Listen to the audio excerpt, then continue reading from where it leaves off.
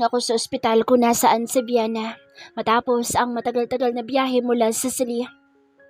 Nasaan sa Vienna? Tinangka kong pumasok sa ICU na sa tingin ko ay kinaroroonan ni Vienna ngayon. Pinigilan naman ako ni Bernard na lumapit doon. Kumalma ka nga, Briggs. Nasa ligtas sa kalagayan na sa Vienna. Natamaan siya sa may balikat at sa dibdib, but nothing serious. Mamaya lamang ay ililipat na siya ng kwarto. Pagpapaliwanag sa akin ni Hati na siyang nagpakalma sa akin kahit papaano. Parang doon lamang ako nakahinga ng maayos. Pakiramdam ko ay nakalimutan kong huminga sa buong biyahe galing Sicily patungong Pilipinas dahil sa pag-aalalang nararamdaman ko para kay Vienna. Nilapitan ako ni Brina at agad ako niyakap. Mas lalo namang gumaan ang pakiramdam ko. Sinong may gawa nito? Nang mabawi ko ang sarili ko ay muli akong bumaling sa mga pinsan. Kung sino man ang mastermind dito ay hinding-hindi sila makakatakas sa kamay ko. Susiguraduhin ko na pagbabayaran nila ang ginawa nilang ito kay Vienna. Pinaiimbestigahan pa namin.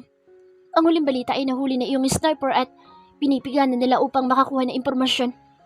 Pabalitaan ka namin kapag may panibagong balita mula sa mga tauhan natin. Pupunta din ako doon mamaya para tanungin ang sniper na iyan. Tumingin ako kay Avi at tumango ako sa kanya.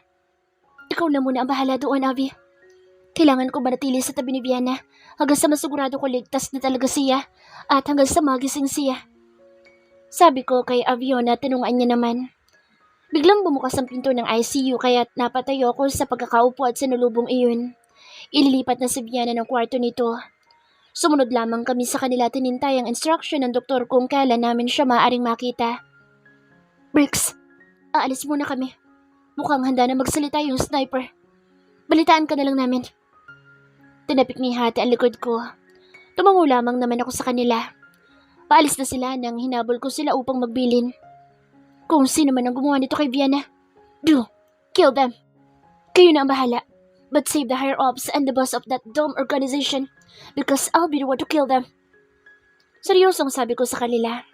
Nagkatinginan sila bago muling tumingin sa akin at tumango. Okay, huwag mo na muna itong alalahanin. Kami na muna bahala. Stay with Vienna.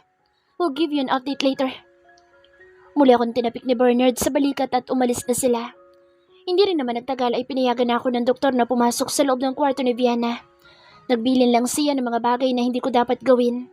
Si Dad at Brina naman ay pinauwi ko na muna dahil mukhang sila nagbantay kay Vienna.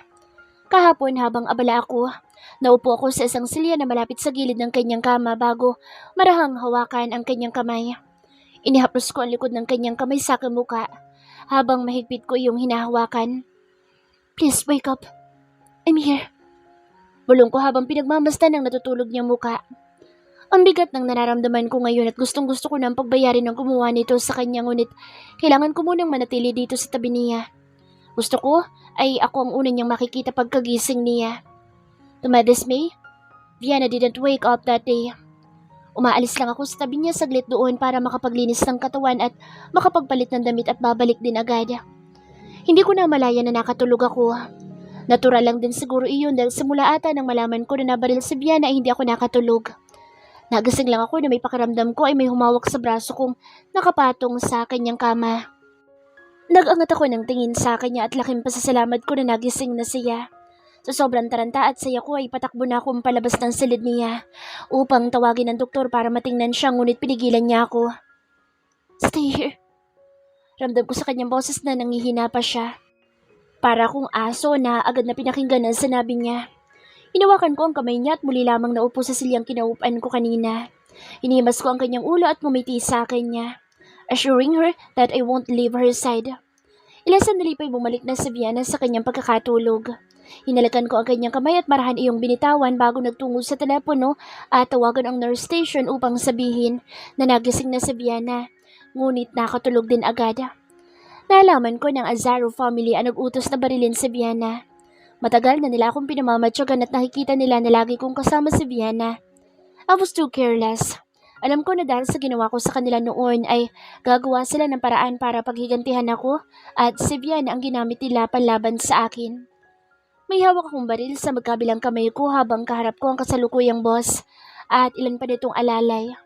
Nakagapos sila at may mga busal ang bibig. Panay ang daing nila nang makita nila ako. Sina Hati, Bernard at Avion ay nasa likod lamang at pinapanood ang kung ano mang gagawin ko. Binitiwan ko muna ang isang baril na hawak ko at inayos yung isa habang naglalakad papalapit sa boss ng Azaro. Matalim akong tumingin sa kanya kaya naman nagwala siya. Inaasahang makakawala sa pagkakatali niya. Mumisi ako dahil nakikita ko ang naghihirap niyang mukha kahit na wala pa akong ginagawa sa kanya. Why did you shoot her of all people? The answer is obvious but I want to hear it from him personally before I shoot him, Dad. Dumaing siya.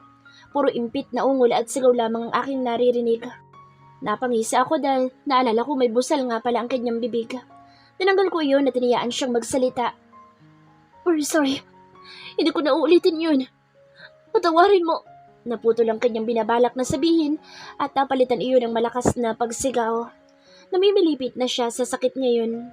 Normal lang naman na mapasigaw siya sa sakit dahil binaril ko ang paa niya. That's not the answer to my question, shithead! Mercy? I can't feel it right now. The only emotion I have inside me is anger. Galit na galit ako sa kanila dahil sa ginawa nila kay Vienna. Buhay naman siya, hindi ba? Hindi mo ba kami pwedeng patawarin? Muli ko siyang binaril but this time sa may balikat naman niya. Muli siyang napasigaw dahilan upang hindi niya maipagpatuloy muli ang kanyang sinasabi. Don't answer my question! Hindi mo ba narinig ang tanong ko? Mahigpit kong hinawakan ang kanyang buhok at parasahang itinangala ang kanyang ulo upang magkasalubong kami ng tingin na dalawa. Why did you shoot her? To what? To frighten me? Dumb asshole! I'm not even frightened right now. I am dumb mad.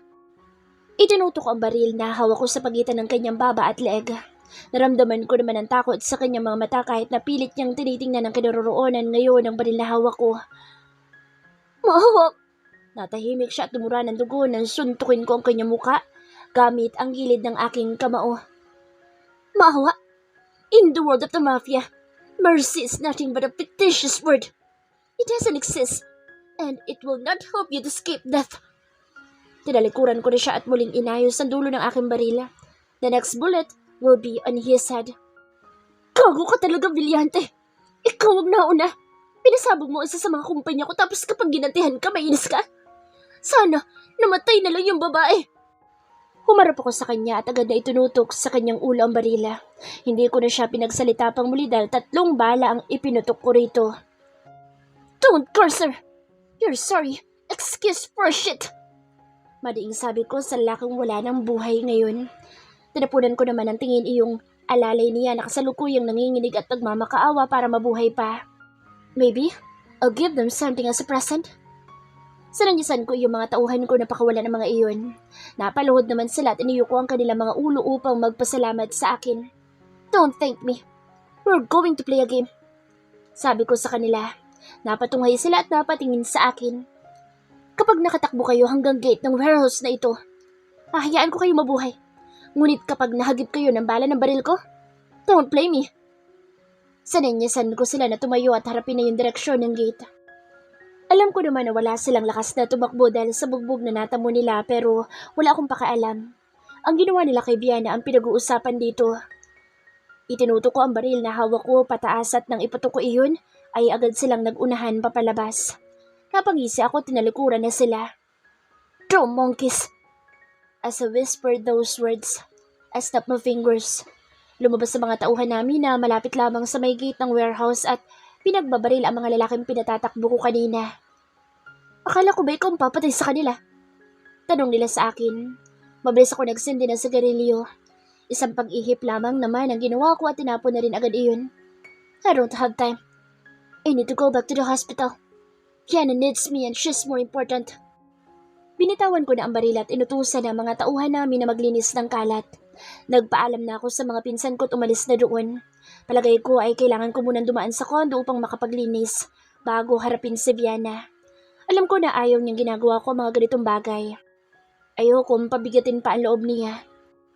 Ilang araw ding nanatili si Vienna sa ospital kaya na makalabas siya ay todo pa rin ang pag-iingat ko sa kanya. Para siyang isang baso na natatakot akong bumagsak at mabasag. Sigurado ka na ba? Tanong sa akin ng mga pinsan ko. Naghahanda kami sa gagawin ko para bukas. Ang alam ni Vienna ay nasa Batangas ako dahil may kailangan akong ayusin. Ngunit ang totoo ay sinabi ko lang iyon sa kanya upang makapaghanda ako ng maayos because tomorrow, I'm going to surprise her. Tumawag ako sa opisina at nalaman ko na maagang umalis si Viana kaya tumawag ako sa phone niya. Nalaman ko na masama ang pakiramdam niya kaya siya umuwi na maaga. Nag-aalala man sa kanyang kalagayan ay kailangan kong ihanda ang mga kakailanganin ko para sa gagawin ko bukas. I'm going to propose to her. Hindi naman sarap na maraming tao. Kasama ko lang ang mga pinsan ko dahil kinailangan ko ng tulong nila. Tinitigan ko ang singsing na binili ko para sa gagawin kong proposal sa kanya. Okay lang sa akin kahit hindi agad kami makapagpakasal. Ang importante ay alam kong akin na siya at hindi na siya magagawang agawin pa ng iba. Gusto mo bang ikaw na ang unang magpakasal? Next year? Makakapaghintay naman ako. Natatawang sabi ni Hati at naupo sa tapat ko.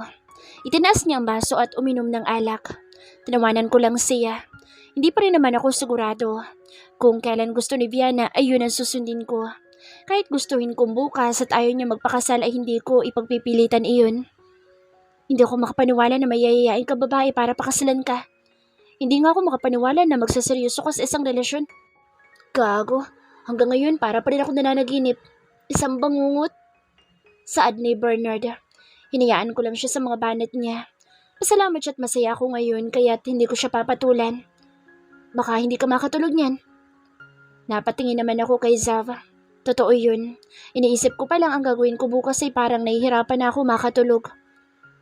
Akala niyo ba madaling matali sa babae? Nangiya. Napamura si Avion. Tinawanan naman namin siya. Iba namang kaso yung iyo, Avion. Ikaw pinilit ka. Ang kay Briggs, mahal nilang isa't isa. Natatawang wika ni Zav bago maupo sa tabi ko. Hindi na ako nakisali sa asaran nila dahil panay ang titig ko sa singsing sa kamay ko. I can't wait for her to wear this. I can't wait to make her officially mine.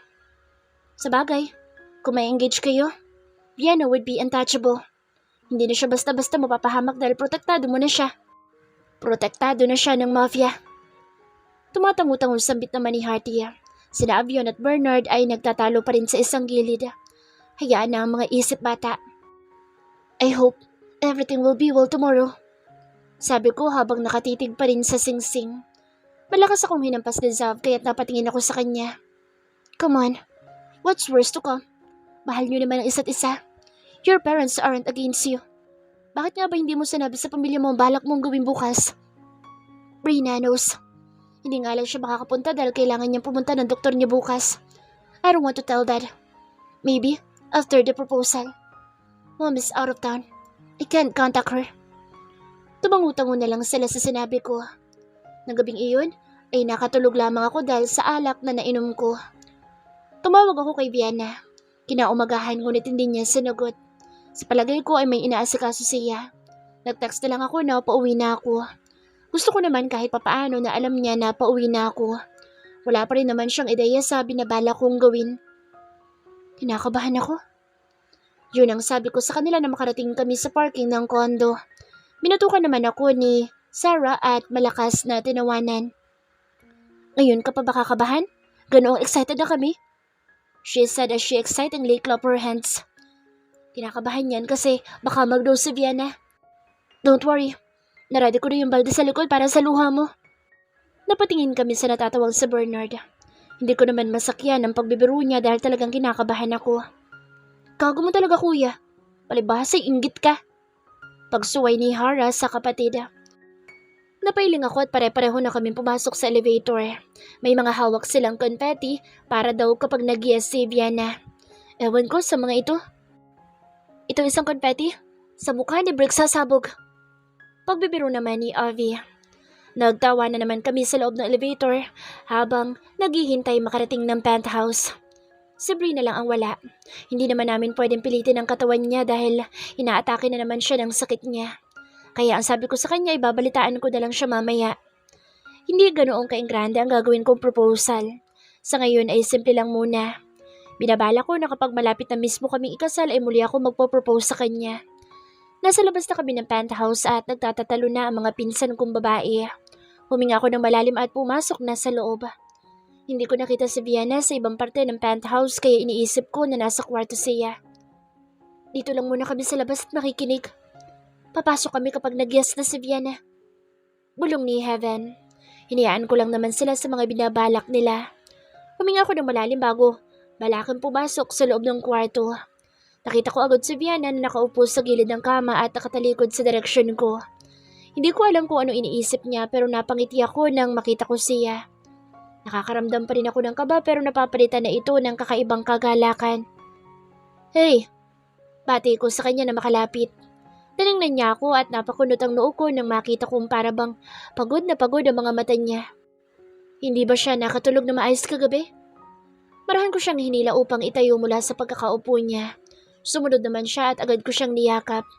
Maybe she's not feeling well? How are you? Tanong ko sa kanya. Hinalikan ko ang tuktok ng ulo niya. Hindi naman siya sumagot. Baka nga masama pa ang pakiramdam niya. I'll do this quick then. Humiwalay ako sa pagkakayakap sa kanya at ngumiti. Maya-maya pa ay dahan-dahan na ako lumuhod sa kanya at kinuha ang maliit na box ng singsing na binili ko para sa kanya. Nakita ko ang panginginig ng kanyang labis sa ginawa ko. Ganoon pa man walang masyadong nagbago sa reaksyon ng mukha niya. Vienna, Miranda. You know how much I love you, right? Ngumiti ako. Pakiramdam ko ay may likido nang namumuo sa gilid ng aking mata. I don't know when. Will be the right time you're going to be ready but I want to ask for your hand. Can I be your family? Will you marry me? Buong lakas akong ngumiti sa kanya kahit alam ko na anumang oras ay tutulo na ang luhang namumuo sa gilid ng mata ko. Tumulo ang luha ni Vienna habang patuloy sa panginginig ang kanyang labi. Mumukha ang kanyang labi. My heart skipped a bit. No. Sagot niya. I don't want to marry you, Briggs. Vienna, what did you say? Kitang-kita ko sa mukha ni Briggs na hindi siya makapaniwala sa akin sinabi niya. Mabigat ang aking loob habang patuloy na dumadaloy ang aking luha sa aking pisngi. I can't stop crying. I can't stop the pain. I'm not going to marry you. Buo na ang desisyon ko. Kagabi pa ako nag-iisip at napunta lamang ako sa iisang konklusyon, ang iwanan si Briggs. Hindi madali sa akin ang gagawin ko. Mahal ko si Briggs. He became my home. I love him so dearly. I can almost forget that I have a family to give justice to. At ang malamang konektado ang pamilya niya, ang kanyang ama sa pagkamatay ng aking pamilya, ay nagpapasakit ng aking puso. Napatayo sa Briggs sa kanyang pagkakaluhod at lumapit sa akin. Kung kanina'y lumuluha siya dahil sa siyang nararamdaman habang tinatanong ako ng mga katagang iyon. Ngayon ay lumuluha siya dahil sa pagtanggi ko sa kanya. This is going to be a painful one, but I just can't do this anymore. I don't want to marry the son of my family's murderer, Briggs. Pinahid ko ang luha ko na kanina pa dumadaloy sa pisngi ko. Gusto ko man itong patigilin ay hindi ko magawa. Hindi ko kayang makasama si Briggs sa iisang bahay. Knowing na may involvement siya sa pagtatago ng katotohanan patungkol sa pumatay sa pamilya ko. Nakita ko ang pagbabago ng reaksyon ni Briggs. Just the reaction he has right now confirms everything. Lalo ko naiyak na makita ko ang reaksyon niyang iyon.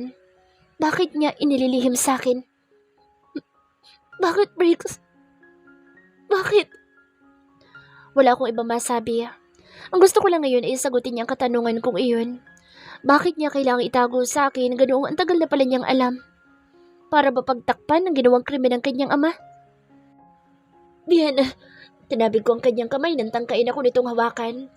Napatingin kami dalawa sa singsing na hawak niya kanina na ngayon ay gumugulong na sa sahig. Muli akong tumingin sa kanya. Habang tumatagal ay mas umuusbong ang galit na nararamdaman ko. Pagod na akong umiyak. Kagabi pa lang ay umiiyak na ako dahil naghahanap ako ng sagot sa katanungan bakit kailangan niyang itago sa akin ang kung anong nalalaman niya. Please, let me explain. Ginawa ko yun para sa'yo. Para sa akin. Bakit? Ano magagawa ng pagtatago mo sa akin ng katotohanan? Nangako ka na tutulungan mo ako makuha ang hustisya ng pamilya ko. Kaya naniwala ako sa'yo pero ano? Nang malaman mo na tatay mo ang nagpapatay sa kanila, nanahimik ka. Naloko mo ako, Briggs. Sigaw ko sa kanya at pilit siyang pinalayo sa akin. Tinangka niya ako muli lapitan ngunit pinigilan ko lang muli siya. We share the same bed, the same place. The same workplace pero hindi mo nabanggit sa akin. Hindi mo man lang ba nasabi sa akin na may alam ka na? I trusted you. Pero nagsinungaling ka sa akin dahil pinagtatakpan mo ang ama mo. Pinahid kong muli ang luha ko at sarkastikong tumawa. Sabagay, sino ba naman ako para piliin mo? Isa lang naman ako sa mga naging babae mo. Mas pipiliin mo pa rin ang pamilya mo. I can't understand you. Though kasi, wala na akong pamilyang pipiliin. Ikaw na lang. Ikaw na lang yung tinuturing kong pamilya pero wala. Kasi tinalikuran mo rin ako. Dala na rin ang panghihina ay napaupo ako sa gilid ng kama. Patuloy lamang ako sa paghikbi habang si Brix ay nasa gilid ko. Gusto kong marinig ang mga dapat niyang sabihin pero ayoko rin. Pakiramdam ko sa dami ng nararamdaman ko ay hindi ko siya pakikinggan. Nasa punto ako na malapit na ako sumabog at konting impormasyon pa isasabog na ako ng tuluyan. I trusted you with all my heart, but you broke it. Just like that. You betrayed me. Muli akong tumawa ng sarkastiko. Tinatago ko na lang ang sakit na nararamdaman ko sa pagtawa-tawa ko kahit na binibiyak ng puso ko sa nararamdaman ko. Gusto ko tuloy malaman kung talaga bang mahal mo ko? Or everything was just for show para magawa mong pagtakpan ng ama mo? Tumingin ako kay Brix at lalong bumuhos ang aking luha. Minahal mo ba talaga ako? O sinabi mo lang na mahal mo ako dahil may kailangan kang pagtakpan? Nalaki ang mga mata niya sa sinabi ko. Parang hindi siya makapaniwala sa pang-aakusang sinasabi ko. Bakit? Maaari naman yun talaga ang kaso. Hindi ba? Na ginagamit niya ang nararamdaman ko para sa kanya at sa pansariling kapakanan niya at ng pamilya niya.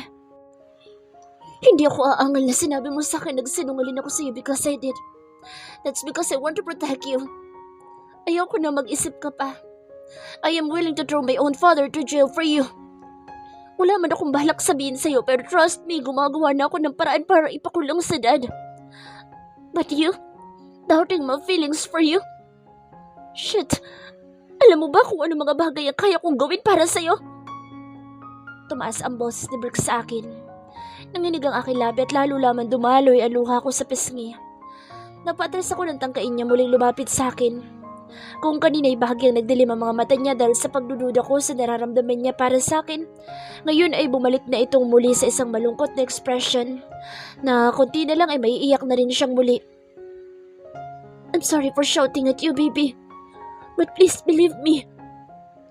Tinangka niyang abutin ang kamay ko pero agad ko yung tinabig. Ayokong magpahawak sa kanya dahil alam ko sa oras na mahawakan niya ako, lalambot lamang ang puso ko para sa kanya. I don't believe you. Matapos ko sabihin yun ay nilagpasan ko siya tinangkang umalis doon. Naramdaman ko ang kamay ni Brix sa aking bewang at mahigpit niya akong niyakap mula sa likod. Halos mapahigbi na naman ako dahil sa ginawa niya. Ganoon pa man ay pinipigilan ko ang sarili ko. Ayoko nang umiyak lalo na sa harapan niya. Sawang-sawa na ako na lang lagi ang naiiwan at hindi pinipili.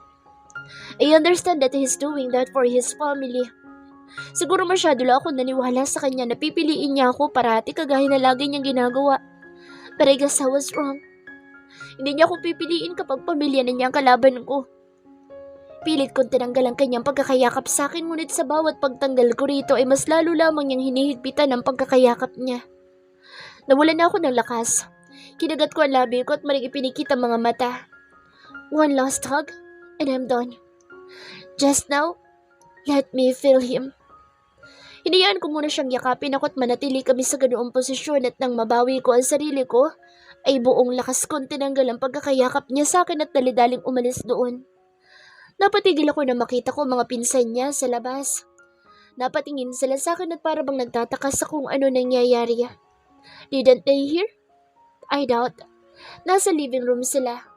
Malabong narinig nila. Naglakad na ako papunta sa pinto ng penthouse upang makalabas na rito. Narinig ko si Brix na buong lakas na tinatawag ang pangalan ko. Nagpanggap ako na hindi ko yun naririnig.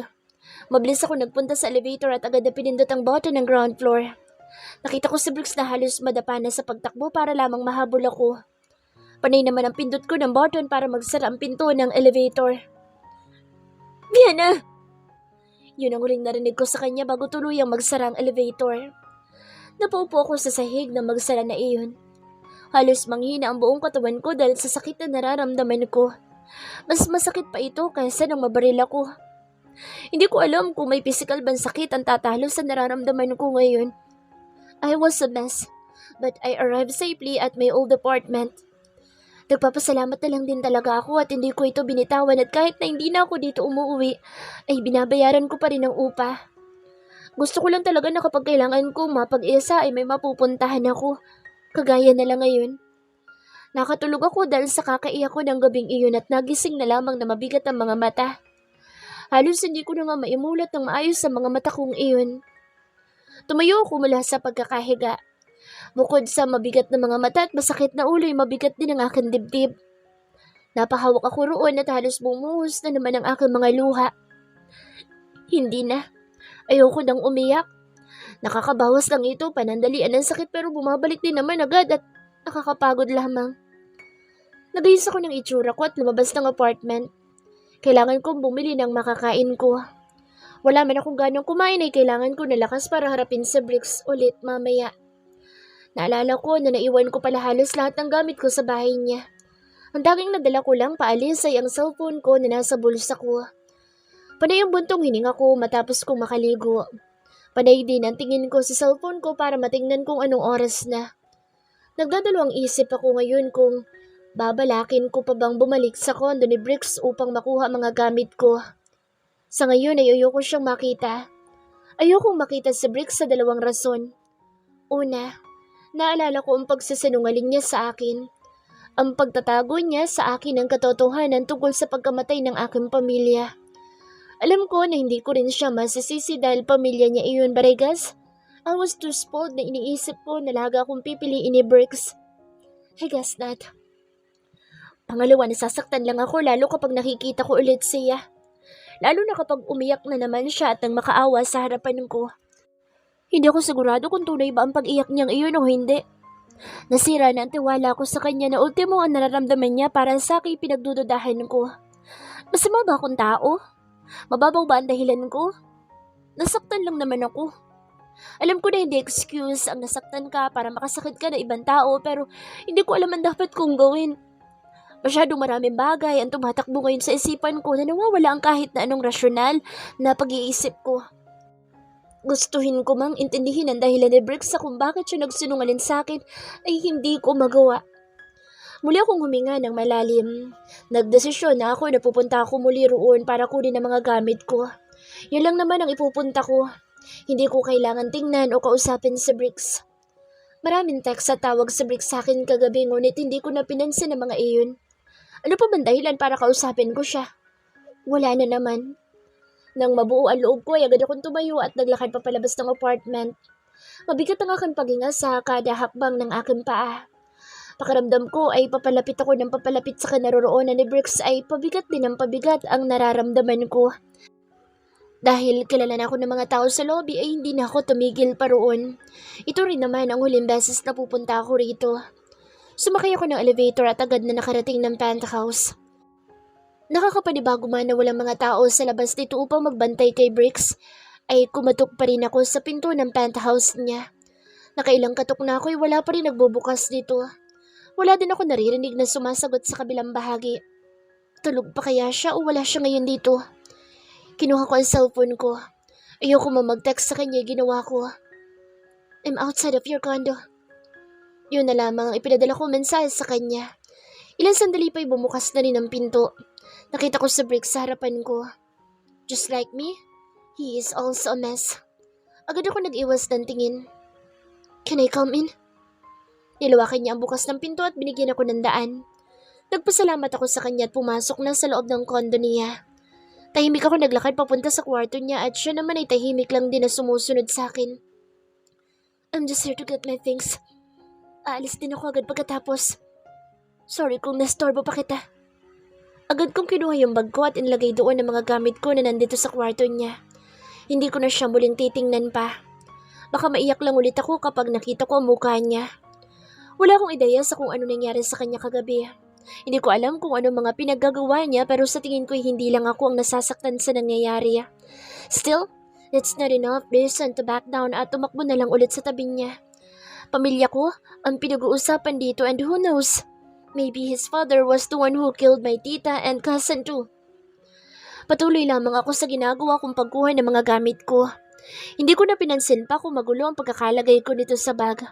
Ang importante sa akin ngayon ay ang matapos na agad dito at makaalis. Napasingap ako't napatigil nang maramdaman ko ang kanyang ulo na pumatong sa aking likod. Sa sobrang lalim ng iniisip ko ay hindi ko naramdaman ang presensya niya.